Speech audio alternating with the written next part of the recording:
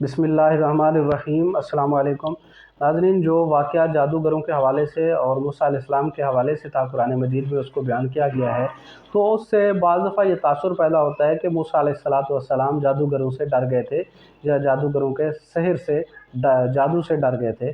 تو آئیے ہم دیکھتے ہیں کہ کیا ایسا واقعی ہوا تھا۔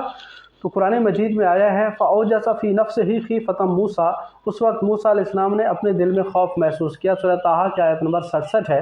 اس آیت سے یہ مطلب لینا غلط ہے کہ موسیٰ علیہ السلام جادو یا جادوگروں سے ڈرے تھے، کیونکہ موسیٰ علیہ السلام تو ان کو اللہ سے ڈرا رہے تھے، نہ کہ وہ خود ڈرے تھے۔ کیونکہ یہ دیکھیں سورہ طٰہٰ کی آیت نمبر 61 میں ہے وَيْلَكُمْ لَا تَفْتَرُوا عَلَى اللَّهِ كَذِبًا فَيُسْحِتَكُمْ بِعَذَابٍ وَقَدْ خَابَ مَنِ افْتَرَىٰ۔ موسیٰ علیہ السلام نے ان جادوگروں سے کہا، ہائے تمہاری کم بختی، اللہ پر جھوٹ نہ باندھو، پس وہ اللہ تمہیں عذاب سے فنا کر دے گا، اور جس نے افطرا کیا وہ نامراد ہوا۔ تو دیکھیے موسیٰ علیہ السلام جادوگروں کو بھی یہی کہتے ہیں فَلَمَّا أَلْقَوْا قَالَ مُوسَىٰ مَا جِئْتُم بِهِ السِّحْرُ إِنَّ اللَّهَ سَيُبْطِلُهُ إِنَّ اللَّهَ لَا يُصْلِحُ عَمَلَ الْمُفْسِدِينَ وَيُحِقُّ اللَّهُ الْحَقَّ بِكَلِمَاتِهِ وَلَوْ كَرِهَ الْمُجْرِمُونَ۔ جب انہوں نے اپنی رسیوں اور لاٹھیوں کو ڈالا تو موسیٰ علیہ السلام نے کہا کہ جو چیز تم بنا کر لائے ہو جادو یا جھوٹ ہے، بے شک اللہ اسے ابھی باطل یا نابود کر دے گا۔ بے شک اللہ مفسدوں کے کام نہیں سنوارا کرتا، اور اللہ اپنے حکم سے حق کو حق ثابت کر دکھاتا ہے، خواہ مجرموں کو وہ کتنا ہی ناگوار ہو۔ سورہ یونس کی آیت نمبر 81-82۔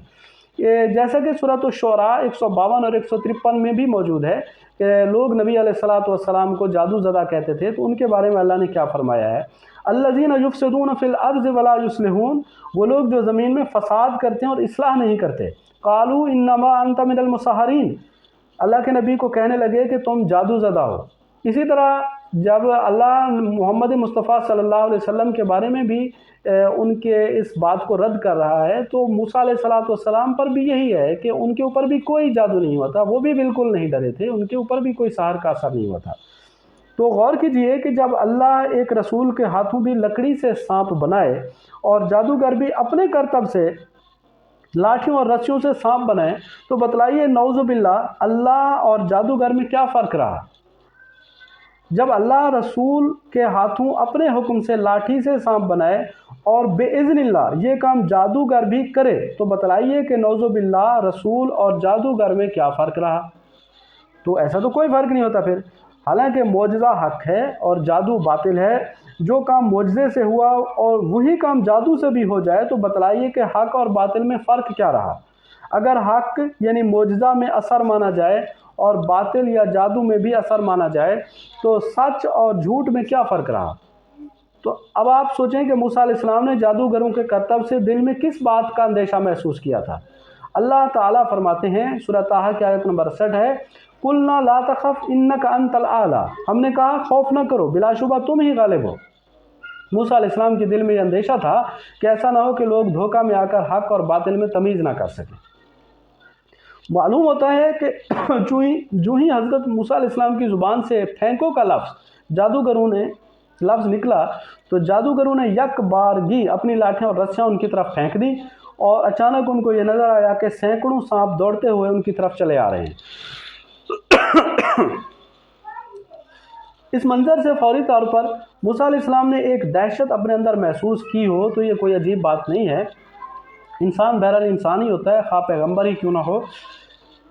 انسانیت کے تقاضے اس سے منفک نہیں ہو سکتے، لیکن یہ بھی ممکن ہے کہ اس وقت موسیٰ علیہ السلام کو یہ خوف لاحق ہوا ہو کہ معجزے سے اس قدر مشابہ منظر دیکھ کر عوام ضرور فتنے میں پڑ جائیں گے۔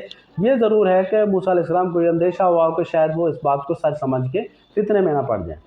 سورۃ الشعراء کی آیت نمبر 39-40 میں ہے وَقِيلَ لِلنَّاسِ هَلْ أَنْتُم مُجْتَمِعُونَ لَعَلَّنَا نَتَّبِعُ السَّحَرَةَ إِن كَانُوا هُمُ الْغَالِبِينَ، اور لوگوں سے کہا گیا کہ تم سب کو اکٹھا ہو جانا چاہیے تاکہ اگر جادوگر غالب رہیں تو ہم ان کے پیرو ہو جائیں۔ تو اللہ نے آپ کا یہ اندیشہ دور کر دیا اور موسیٰ علیہ السلام کو حکم دیا اِنَّكَ أَنْتَ الْأَعْلَىٰ، بلا شبہ تم ہی غالب ہو، اور حکم دیا وَأَلْقِ مَا فِي يَمِينِكَ تَلْقَفْ مَا صَنَعُوا إِنَّمَا صَنَعُوا كَيْدُ السَّاحِرِ وَلَا يُفْلِحُ السَّاحِرُ حَيْثُ أَتَىٰ، سورۃ طٰہٰ آیت نمبر 69۔ اور جو چیز لاٹھی تیرے دائیں ہاتھ میں ہے اور اسے ڈال دو کہ جو کچھ انہوں نے کاریگری بنایا ہے یا مصنوعیت سے بنایا ہے اس کو نگل جائے گی، یہ تو جادوگروں کے ہتھ کنڈے ہیں اور جادوگر جہاں بھی آ جائے کامیاب نہیں ہو سکتا۔ داج بالا آیت سے یہ بات ثابت ہو گئی کہ جادو ایک صنعت یا کاریگری ہے یا مصنوعیت ہے۔ نیز اس سے یہ بات بھی ثابت ہوئی کہ جادوگروں کی رسیاں اور لاٹھیاں سانپ نہیں بنے تھے بلکہ مصنوعی چیزیں تھیں۔ جادوگر بھی یہ سمجھ گئے کہ ہمارا کام تو ہے ہی مصنوعی چیزوں سے لوگوں کو دھوکہ دینا، جیسا کہ موسیٰ علیہ السلام کے متعلق آیا ہے، یخیل الیہم من سحرہم انہا تسعی، ان کے سحر یا شعبدوں کی وجہ سے اس موسیٰ علیہ السلام کے خیال میں آتا تھا کہ وہ دوڑ رہی ہے۔ سورہ طٰہٰ آیت نمبر 66۔ تو لغت میں خیال کا معنی ہے گمان، وہم، خواب میں دکھائی دینے والی صورت، شکل، انسانی خیال، دھوکہ یعنی کھیتوں میں نصب کی ہوئی وہ بناوٹی انسانی شکل جس کو دیکھ کر جانور اور پرندے ڈریں اور اس کو انسان سمجھیں۔ یہ آج کل بھی کسان کرتے ہیں کہ بناوٹی صورتیں کھیتوں میں جب بیج ڈالتے ہیں تو وہ بنا دیتے ہیں اور پرندے ڈرتے ہیں ان کو دیکھ کر، حالانکہ وہ اصل تو نہیں ہوتی۔ یہ بات واضح ہو گئی کہ ان کی مصنوعی و بناوٹی شکلوں سے موسیٰ علیہ السلام کی نظر کو دھوکہ لگا، لہٰذا معلوم ہوا کہ جادو فریب نظر، جھوٹ اور دھوکے کے سوا اور کچھ بھی نہیں ہے۔ جادوگروں کا لاٹھیوں اور رسیوں سے حقیقی سانپ بنانا تو دور کی بات ہے، وہ تو مکھی جیسی حقیر چیز بھی نہیں بنا سکتے، جیسا کہ اللہ تعالیٰ کا ارشاد ہے سورہ حج آیت نمبر 73 میں، ان الذین تدعون من دون اللہ لن یخلقوا ذبابا ولو اجتمعوا لہ، جن لوگوں کو تم اللہ کے سوا پکارتے ہو وہ ایک مکھی نہیں بنا سکتے اگرچہ اس کے لیے سب جمع ہو جائیں۔ تو دج بالا آیت سے معلوم ہوا کہ کوئی بھی مخلوق ایک مکھی تک پیدا نہیں کر سکتی، اور نہ ہی جادوگر آنکھوں میں تصرف کا اختیار رکھتے ہیں۔ سورہ یونس کی آیت نمبر 31 میں ہے، امن یملک السمع والابصار، تمہارے کانوں اور آنکھوں کا اختیار رکھنے والا کون ہے؟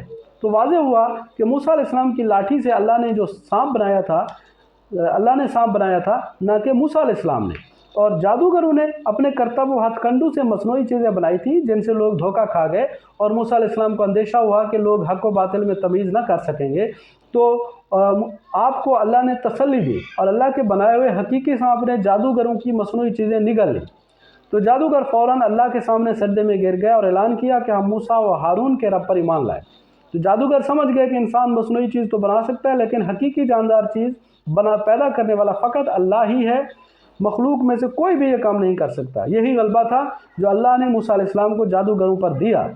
تو اب انصاف پسند انسان خود سوچیں کہ کیا جادو برحق ہے؟ کیا جادو سے نظر بندی کی جا سکتی ہے؟ کیا جادو سے کسی چیز کے ماہیت و اصلیت میں تبدیلی ہو سکتی ہے؟ کیا جادوگر کے زور سے کسی کو مغلوب کوئی کر سکتا ہے؟ ان ساری باتوں کا جواب انصاف پسند شخص نفی میں دے گا، بشرط یہ کہ قرآن مجید کو غور و فکر اور سوچ بچار سے پڑھنے والا ہو۔ اللہ ہم سب کو صحیح عقیدہ اپنانے کی توفیق عطا فرمائے اور صحیح اعمال کرنے کی توفیق عطا فرمائے۔ جادو میں کوئی اثر نہیں ہے، یہ جھوٹ ہے، فریب ہے، دھوکہ ہے، اور ہاتھ کی جو ہے وہ کارکردگی ہے، یا ہاتھ کے ساتھ دھوکہ دینا ہے یا زبان کے ساتھ دھوکہ دینا ہے، اس میں کوئی حقیقت نہیں ہے۔ اللہ ہم سب کو صحیح عقیدہ بنانے کی توفیق عطا فرمائے۔ اقول قولی ھذا استغفر اللہ استغفر اللہ استغفر اللہ۔